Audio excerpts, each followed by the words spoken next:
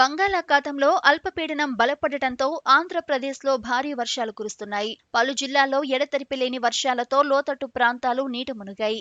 వాగులు వంకలు పొంగి పొర్లుతున్నాయి. కొన్ని చోట్ల రోడ్లపైకి వరద నీరు చేరి వాహనాల రాకపోకలకు అంతరాయం ఏర్పడింది.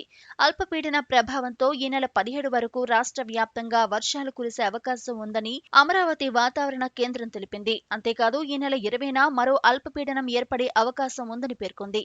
ఉత్తరాంధ్ర తీరంలో బంగాళాఖాతంలో ఏర్పడిన అల్పపీడనానికి తోడు అదే ప్రాంతంలో ఉపరితల ఆవర్తనం ఏర్పడింది. దీంతో తూర్పు గోదావరి, విజయనగరం, విశాఖపట్నం, పశ్చిమ గోదావరి, కృష్ణా, గుంటూరు, ప్రకాశం, కడప, కర్నూలు, చిత్తూరు, అనంతపురం జిల్లాల్లో భారీ వర్షాలు కురుస్తున్నాయి. తూర్పు గోదావరిలో భారీ వర్షాలకు వరద నీరు లోతట్టు ప్రాంతాలను ముంచెత్తింది. జిల్లాలోని పెద్దాపురం మండలం కాండ్రకోటలో ఆదివారం పిడుగుపడి 2 వ్యవసాయ కూలీలు మృతి చెందారు.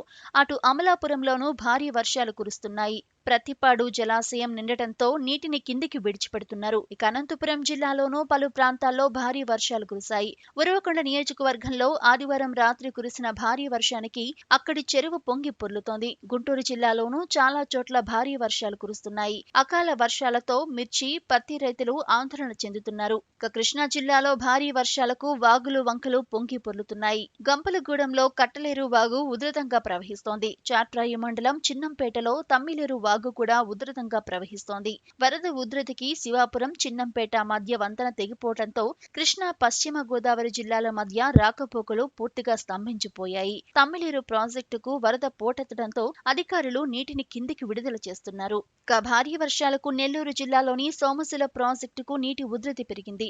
దీంతో దాదాపు 12,000 క్యూసెక్కుల నీటిని దిగువకు విడుదల చేశారు. ఇక విశాఖపట్నం జిల్లాలోని నాతవరం మండలం తాండవ ప్రాజెక్టు వద్ద వరద ప్రమాద స్థాయికి చేరింది. దీంతో లోతట్టు ప్రాంతాల ప్రజలను అధికారులు అప్రమత్తం చేస్తున్నారు. విజయనగరం జిల్లాలోని బొండపల్లి మండలం గెద్దపేటలో భారీ వర్షాలకు మట్టిగోడ కూలి ఓ వృద్ధురాలు చనిపోయారు. ఇక రాష్ట్రంలో అత్యధికంగా తూర్పు గోదావరి జిల్లా రావులపాలెం మండలం ఈతకోటలో 21.9 సెంటీమీటర్ల వర్షపాతం నమోదైంది.